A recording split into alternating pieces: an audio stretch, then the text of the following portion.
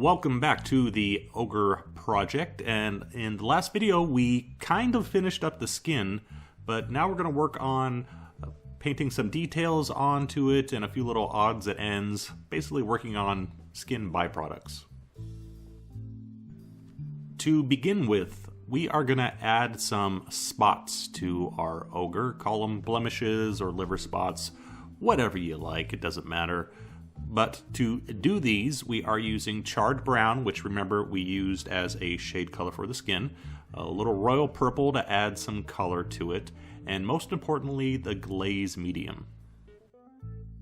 The glaze medium makes our mix transparent without thinning it out like it would if we were just using water, so it allows a little bit more control for doing small dots. And we want this to be slightly transparent because any sort of skin blemish that our ogre or us would have, you want it to be part of the skin or under the top layer of the skin. We don't want to put it on top of the skin because, well, then it looks like a mark. It looks like a spot of paint. No, we want it a blemish, so it needs to be kind of underneath that first layer of skin. Another way you can make blemishes look part of the skin is to apply a glaze over them like we did in the previous video. I didn't do that here because I'm trying to keep these separated by technique. But technically doing this and then doing a light skin wash glaze would actually tend to look better depending on the subject.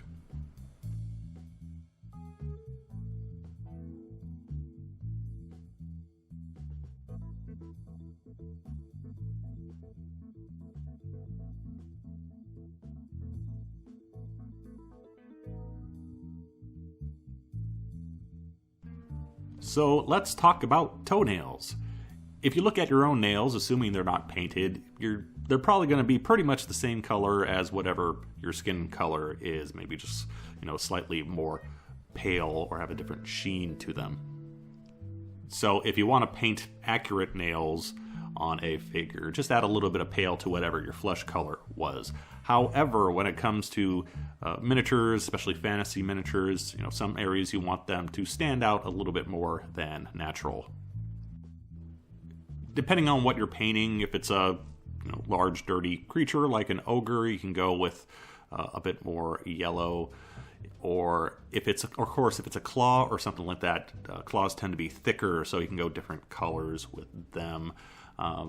If you're doing dirt or cuts or something, broken nails, you can do that usually on larger figures. It's kind of difficult to do on smaller ones, but there's a lot of different colors you can use. Any sort of browns, you can work in yellow ochres. I'm trying to keep it relatively clean on this guy because the nails aren't that huge, so just our golden brown beige, and then with a little bit more white to highlight.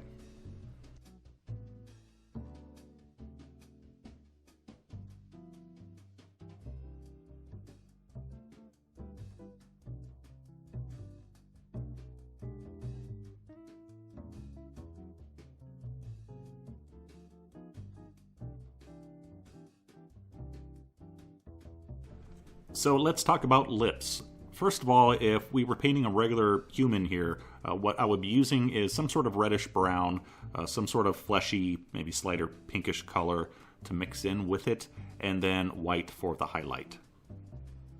Now for here, I want the lips a little bit purple, which makes them a bit more interesting. So we have our fleshy reddish beige red, we have our black red, which is our reddish brown color, royal purple for the color, and then we're going to use white for the highlight. Now lips, since they're usually so small, I tend to work the highlights in wet.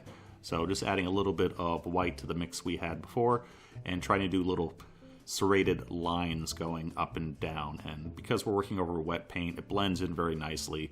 And then we just highlight about once or twice and we're good to go.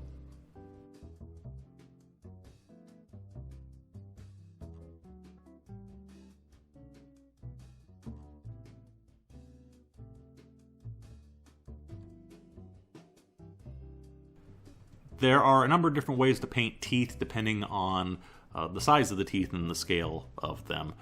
Normally just spots of some sort of off-white color, beige. You can even go in a little bit more yellows if you want, depending on the creature.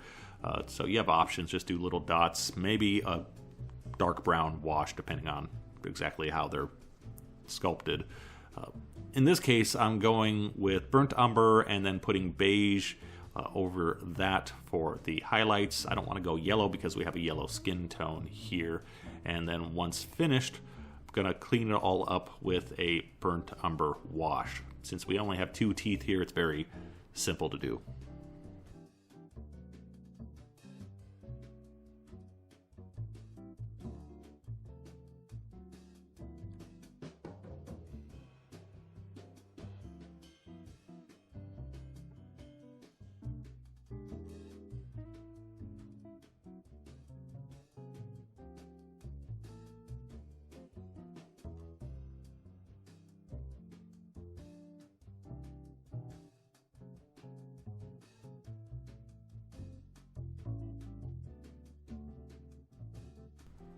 Okay, tattoo time. Wanted to add a little bit of color to our ogre because we just have a lot of skin here.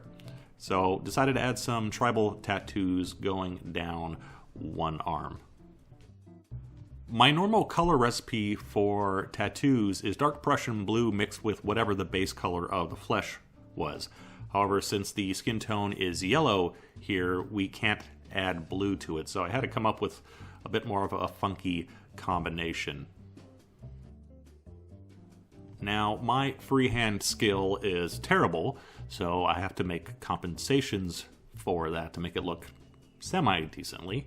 And when it comes to painting any sort of, well, most freehand, I should say. But what you want to do is start out small, just do a line, whatever you're trying to do, and then flush that line out. So we do a very thin line, and then we start filling it out and smoothing out those rough edges. You don't want to draw the entire thing in one big stroke, because then if you screw up, well then, how do you fix it? So just start with little baby steps, little baby lines, and then fill them in. Another thing you can do for simple designs is to sketch it out first with pencil on the miniature and then just follow the lines with your paint.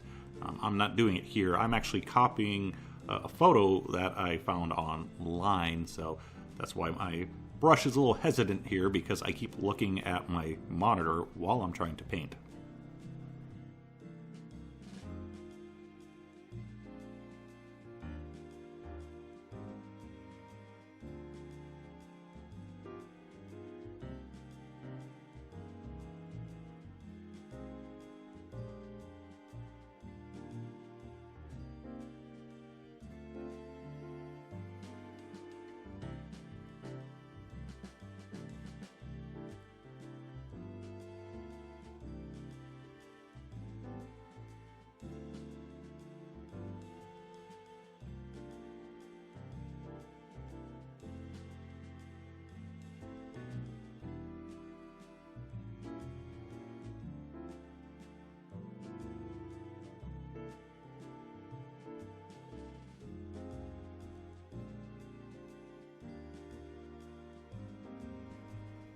Because the tattoo is on the skin and the skin was highlighted, therefore we also have to highlight the tattoo as well.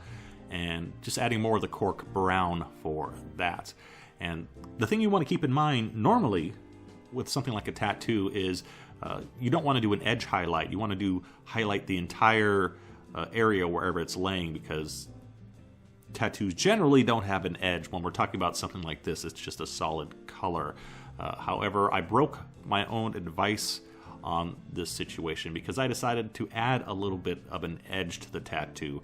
So I'm highlighting wherever the flesh was highlighted before, but I'm highlighting the center area of the tattoo and leaving the dark area around the edge.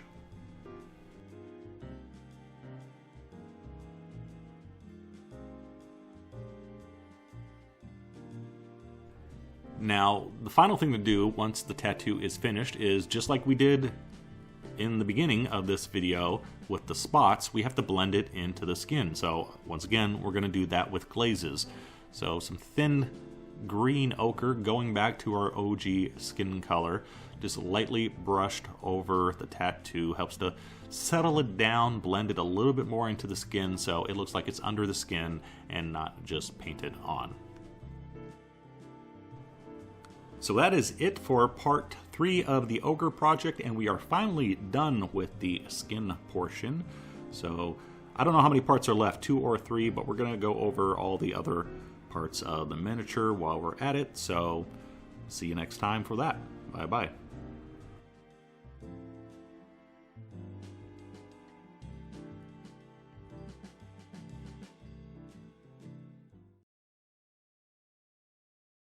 Stuffing instead of potatoes, honey, I love you!